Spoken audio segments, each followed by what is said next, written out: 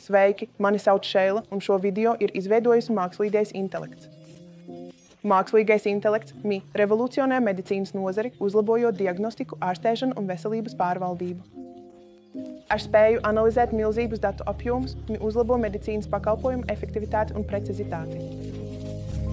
Tas var apstrādāt medicīniskos attēlus, piemēram, MRI, CT skenējumus un rentgena attēlus, ātrāk un precīzāk nekā cilvēki, samazinot kļūdas un pātrinot diagnostiku. MI arī palīdz izstrādāt personalizētus ārstēšanas plānus, balstoties uz ģenētisko analīzi un medicīnisko vēsturi, nodrošinot efektīvāku aprūpi. Ar MI vadītu robotu sistēmu palīdzību operācijas kļūst mazāk invazīvas, precīzākas un ar ātrāku atveseļošanās laiku. Nepārtraukta veselības uzraudzība, izmantojot viedierīces un lietotnes, ļauj ātri reaģēt uz izmaiņām, novēršot komplikācijas. Attīstoties MI, ir būtiski nodrošināt medicīnisko datu drošību un konfidencialitāti.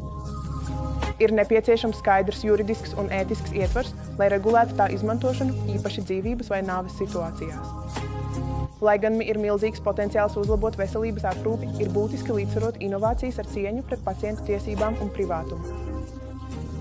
Sazinieties ar Krovdie jau šodien, lai redzētu, kā mēs varam uzlabot jūsu ikdienas biznesu ar mūsu risinājumu.